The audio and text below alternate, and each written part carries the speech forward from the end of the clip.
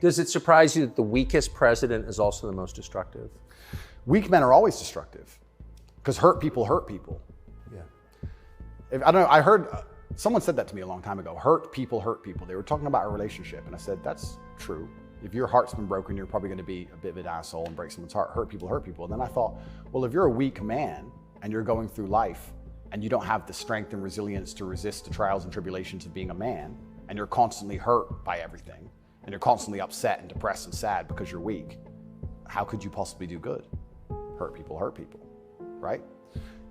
To do good, you have to be a good person to begin with, and to be a good person, you're virtuous and you've gone through a lot of things that made you strong. This is what's mind-bending to me, that the idea that strong men are somehow bad. And it's the ultimate hypocrisy, because as soon as something happens, especially physically, as soon as a liberal is attacked, they call the police. Defund the police, call the police. Don't be masculine. Police officer, please. They want a big, strong man with a gun. Guns are bad. They want him to have one, right?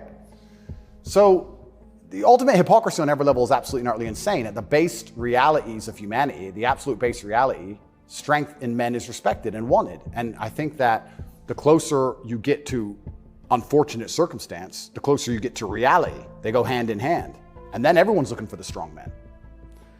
So strong men should always lead, I believe.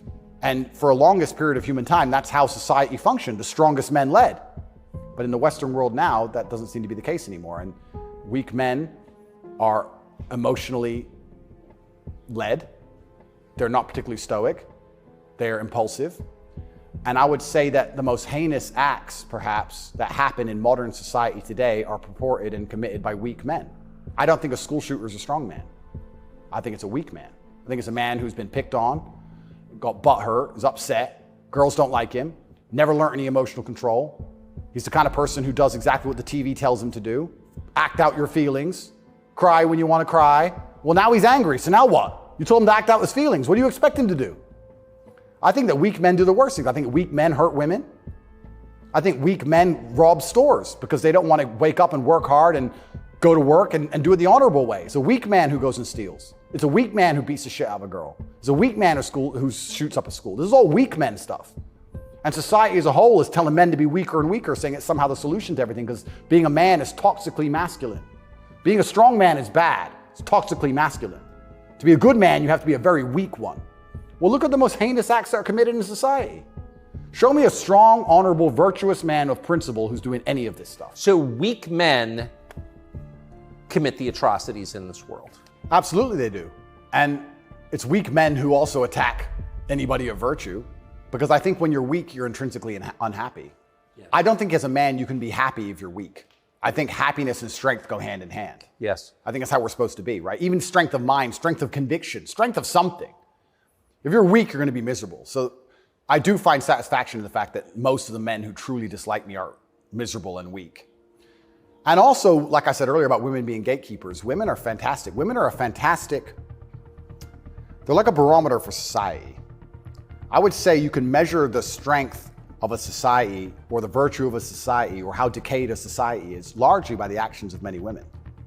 I'd like to argue that point. I can argue that point in many different ways. But women really want their man to be strong. Of course. They will punish you for being weak. And I'm not saying you can never cry to your woman. I'm not saying you can never open up to your woman. But there's going to become a time where she expects you to just be capable. There's a problem. And even if you don't know how to fix it, your job as a man is to say, I'll handle it. Even if you have no money and no hope.